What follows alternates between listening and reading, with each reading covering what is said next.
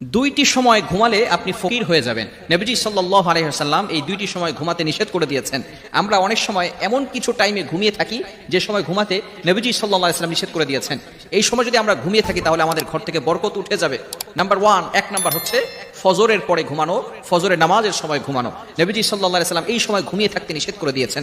ফজরের ব্যাপারে কিন্তু আল্লাহ তাআলা পবিত্র কোরআনুল কারীমের ভিতরে আয়াত নাযিল করে দিয়েছেন এবং ফজরের ব্যাপারে আল্লাহ তাআলা কসম করেছেন, ওয়াল ফজর ওয়া লায়ালিন আশর। আল্লাহ পাক রব্বুল আলামিন এই ফজরের ব্যাপারে কসম করেছেন।